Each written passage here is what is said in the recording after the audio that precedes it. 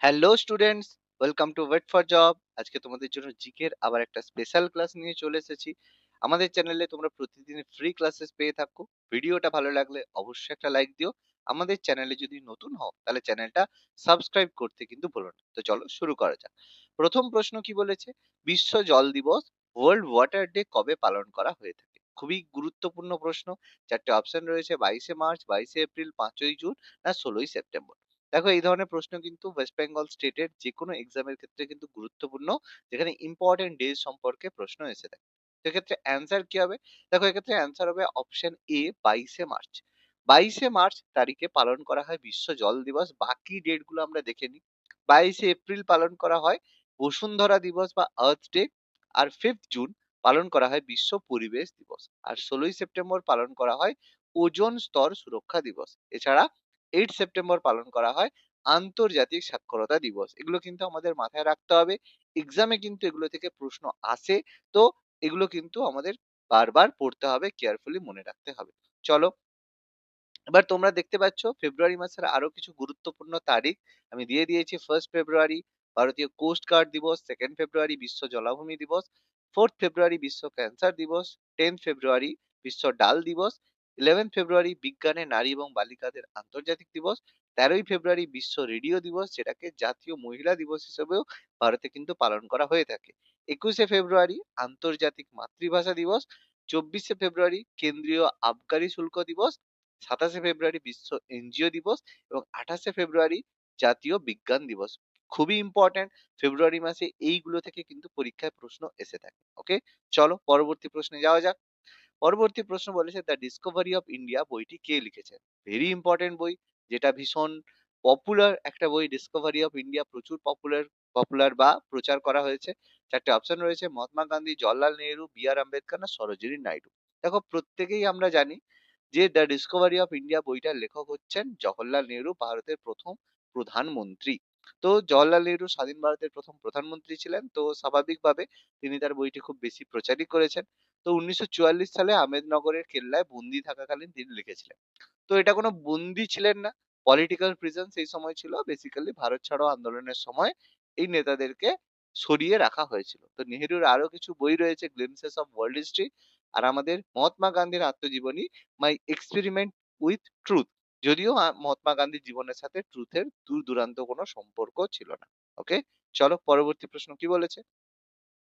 পরবর্তী প্রশ্নে যাওয়ার আগে দেখতে পাচ্ছ যে কিছু বই এবং তার রাইটারের নাম দেওয়া রয়েছে। এগুলো প্রাচীন ভারত, মধ্য ভারত থেকে পরীক্ষায় আছে।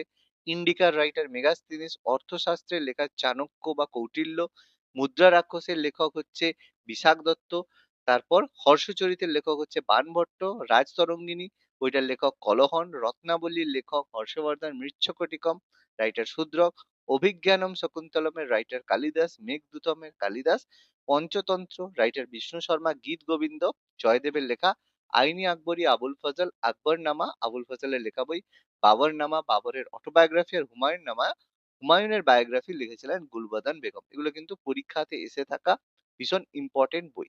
এছাড়া মডার্ন হিস্ট্রি থেকেও কিছু বই আমাদের পরীক্ষায় আসে। Poverty and un-British rule of India, যেটার রাইটার দাদাভাই নৌরোজি, যাকে grand old man of India বলা হয়। এছাড়া বই রয়েছে ইন্ডিয়া উইন্স ফ্রিডম, যার রাইটার হচ্ছে মৌলানা আবুল কালাম আজাদ, যিনি স্বাধীন ভারতের প্রথম শিক্ষামন্ত্রী ছিলেন। এছাড়া ডিসকভারি অফ ইন্ডিয়া আমরা পড়লাম জওহরলাল নেহরু। বি আর আম্বেদকরের লেখা বই অ্যানিহিলেশন অফ কাস্ট, কারণ তিনি জাতিভেদের ওপর ভিত্তি করে বই লিখেছিলেন। মহাত্মা গান্ধীর এক্ষুনি বললাম মাই এক্সপেরিমেন্ট উইথ ট্রুথ। মহাত্মা গান্ধীর আরেকটা বিখ্যাত বই হিন্দ স্বরাজ। এছাড়া রাজেন্দ্র প্রসাদ ভারতের প্রথম রাষ্ট্রপতি, তার বিখ্যাত বই হচ্ছে ইন্ডিয়া ডিভাইডেড। লালা লাজপত রায় লালবাল বালের মধ্যে অন্যতম, তার লেখা বই আনহ্যাপি ইন্ডিয়া। দীনবন্ধু মিত্রের লেখা বিখ্যাত বই নীল দর্পণ, যেটা ভারতের নীল চাষীদের দুর্ভিক্ষে বা অত্যাচার নিয়ে বলেছে। বঙ্কিমচন্দ্রের লেখা বিখ্যাত উপন্যাস আনন্দমঠ, যেখান থেকে আমরা সন্ন্যাসী ফকির বিদ্রোহের কথা পাই। স্বামী বিবেকানন্দের লেখা বই বর্তমান ভারত, ভীষণ বিখ্যাত। বাল গঙ্গাধর তিলকের লেখা বিখ্যাত বই গীতা রহস্য। জ্যোতিবা ফুলের লেখা বিখ্যাত বই গোলামগিরি। ঋষি অরবিন্দ ঘোষ, তার লেখা বিখ্যাত বই লাইফ ডিভাইন। এছাড়া সুভাষচন্দ্র বসু, প্রত্যেকের মনে রয়েছে সুভাষ, তার লেখা বিখ্যাত বই ইন্ডিয়ান স্ট্রাগল। এই বইগুলো থেকে কিন্তু এক্সামে প্রশ্ন এসে থাকে। তোমরা একটু নোট ডাউন করে নেবে, একটু মুখস্থ করে নেবে, পজ করে ভিডিওটা দেখে নেবে। ভীষণ ইম্পর্টেন্ট বই, যেগুলো থেকে কিন্তু পরীক্ষায় প্রশ্ন আসে। চলো পরবর্তী প্রশ্নে যাওয়া যাক। ভারতের পিঙ্ক সিটি বা গোলাপি শহর কাকে বলা হয়? 4 টে অপশন রয়েছে যোধপুর, উদয়পুর, জয়পুর, আহমেদাবাদ। দেখো আমরা প্রত্যেকেই জানি বিভিন্ন রাজ্যের এরকম পিঙ্ক সিটি রয়েছে, ব্লু সিটি রয়েছে। রাজস্থানের এই শহরগুলোকে বিভিন্ন কালার হিসেবে বলা হয়। তো এর মধ্যে পিঙ্ক সিটি বলা হয় জয়পুরকে, কারণ 1876 এ রাজা দ্বিতীয় Sawai Ram Singh prince of Wales যখন ভারতে এসেছিল, তাকে স্বাগত জানাতে শহরটিকে গোলাপি রঙে সাজিয়েছিল, যেটা বেসিক্যালি তার ওয়াইফের ফেভারিট রং ছিল। তো সেখান থেকেই আমাদের জয়পুরের নাম হয়ে গেছে পিঙ্ক সিটি। এছাড়া যোধপুরকে বলা হয় নীল শহর, ব্লু সিটি, কারণ এখানকার বেশিরভাগ ঘর ব্লু কালারের রয়েছে সূর্যের আলোকে প্রতিফলন করার জন্য। এটা হয়তো তোমরা জানো। উদয়পুর পরিচিত সিটি অফ লেকস নামে, কারণ এখানে প্রচুর লেক রয়েছে। এর মধ্যে জয়পুরকে 2019 সালে ইউনেস্কো ওয়ার্ল্ড হেরিটেজ সাইটের তকমা দেওয়া হয়েছে, ভীষণ ইম্পর্টেন্ট। এরকম আরো অনেক সিটি রয়েছে যেগুলো নিক নেম রয়েছে, সেগুলো কিন্তু আমাদের মুখস্থ করতে হবে। যদি তোমরা এই সংক্রান্ত ক্লাস চাও তাহলে অবশ্যই কমেন্ট করে জানাও, তাহলে আমরা সেই সংক্রান্ত ক্লাস তোমাদের জন্য নিয়ে আসবো। চলো পরবর্তী প্রশ্নে যাওয়া যাক, কি বলেছে। বিখ্যাত ইলোরা গুহা ভারতের কোন রাজ্যে অবস্থিত? 4 টে অপশন রয়েছে মধ্যপ্রদেশ, গুজরাট, মহারাষ্ট্র না কর্ণাটক। দেখো আমাদের অজন্তা ইলোরার মধ্যে ইলোরা গুহা, যেটা 1983 সালে ইউনেস্কোর ওয়ার্ল্ড হেরিটেজ সাইট পেয়েছে, সেটা অবস্থিত আমাদের মহারাষ্ট্র রাজ্যে। তো এটি মহারাষ্ট্র রাজ্যের ঔরঙ্গাবাদ জেলায় অবস্থিত, যেটা বর্তমান নাম সম্ভাজিনগর করা রয়েছে। কারণ বেসিক্যালি ঔরঙ্গজেব ভারতের ডিস্ট্রাকশনের পেছনে তিনি অনেক কাজ করেছেন।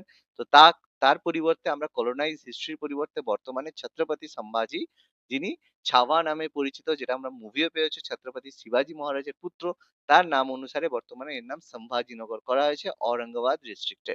তো যাই হোক, এই ইলোরা গুহাতে হিন্দু, বৌদ্ধ এবং জৈন ধর্মের গুহা চিত্র এবং মানচিত্র রয়েছে, যার মধ্যে রয়েছে বিখ্যাত কৈলাস টেম্পল, যেটা রাষ্ট্রকূট রাজারা নির্মাণ করেছিল। এই বিখ্যাত কৈলাস টেম্পল, যেটা কিন্তু একটা মনোলিথিক স্ট্রাকচার, মানে একটা পাহাড়কে কেটে এই মন্দিরটা তৈরি করা হয়েছে। কিন্তু আশ্চর্যের বিষয় এটাই, এই পাহাড় মানে এই যে পাহাড় যেটা দিয়ে কৈলাস মন্দির তৈরি হয়েছে, তার কাটা যে অংশ সেটা কিন্তু প্রায় 100 কিলোমিটার রেডিয়াসের মধ্যে সেই মন্দিরের অংশ, মানে কাটা অংশ কিন্তু পাওয়া যায়। সেটা কিভাবে সম্ভব কেউ জানে না, বা এত বড় পাহাড় ওই জায়গায় এলো কি করে সেটাও কিন্তু কেউ জানে না। অর্থাৎ ভীষণ মিস্টিরিয়াস মন্দির হচ্ছে কৈলাস টেম্পল। কেউ যদি ঘুরতে গিয়ে থাকো অবশ্যই কমেন্ট করে আমাদের জানিও। পরবর্তী প্রশ্ন, ভারতের বৃহত্তম বাঁধ কোনটি? 4 টে অপশন রয়েছে তেহরি বাঁধ, হীরাকুদ বাঁধ, ফাকরানাঙ্গাল না সর্দার সরোবর। খুবই ইম্পর্টেন্ট, ভারতের বৃহত্তম দীর্ঘতম বাঁধ কোনটা, এগুলো কিন্তু আমাদের পরীক্ষায় এসে থাকে। দেখো তো এক্ষেত্রে অ্যান্সার হবে কি, ভারতের বৃহত্তম বাঁধ হচ্ছে হীরাকুদ বাঁধ, যেটা দীর্ঘতম বাঁধের মধ্যেও রয়েছে। তো ভারতের দীর্ঘতম এবং বৃহত্তম বাঁধ একটাই, সেটা হচ্ছে হীরাকুদ বাঁধ, যেটা উড়িষ্যার মহানদীর উপরে অবস্থিত। কেউ যদি আমাদের উড়িষ্যায় ঘুরতে যাও তাহলে মহানদীর ওপরে তোমরা দেখতে পাবে হীরাকুদ বাঁধ, যেটা ভীষণ প্রায় 4.8 কিলোমিটার দীর্ঘ, মানে প্রায় 5 কিলোমিটারের দীর্ঘ, মানে একদিক থেকে 5 কিলোমিটার, এদিক থেকে ওদিক কিন্তু কেউ খালি চোখে দেখতে পায় না। অর্থাৎ তুমি যদি ওখানে যাও দেখতে পাবে সমুদ্রের মতো তোমার ফিল হবে। তো এর 4.58 কিলোমিটার দীর্ঘ, যেটা ভাকরানাঙ্গাল আমাদের শতদ্রু নদীর উপরে রয়েছে। আর সর্বোচ্চ বাঁধ হচ্ছে উত্তরাখণ্ডের তেহরি বাঁধ, যেটা ভাগীরথী নদীর উপরে অবস্থিত। তো এগুলো কিন্তু আমাদের এক্সট্রা পয়েন্ট গুলো মাথায় রাখতে হবে, সেগুলো কিন্তু এক্সামে বিভিন্ন ভাবে প্রশ্ন ঘুরিয়ে আসতে পারে। দেখো আমি কিছু লিস্ট দিয়ে দিয়েছি তোমাদের জন্য। তেহরি বাঁধ, যেটা ভারতের উচ্চতম বাঁধ, ভাগীরথী নদীর উপরে অবস্থিত, উত্তরাখণ্ড রাজ্যে রয়েছে। হীরাকুদ বাঁধ ভারতের দীর্ঘতম এবং বৃহত্তম বাঁধ, যেটা মহানদীর উপরে অবস্থিত, উড়িষ্যা রাজ্যে অবস্থিত। ভাকরানাঙ্গল বাঁধ, যেটা শতদ্রু নদীর উপরে অবস্থিত, হিমাচল প্রদেশ এবং পাঞ্জাবে রয়েছে। কেউ যদি হিমাচল প্রদেশ ঘুরতে যাও, কুলু মানালি ঘুরতে যাও, সেক্ষেত্রে তোমরা ভাকরানাঙ্গল ড্যাম কিন্তু দেখতে পাবে।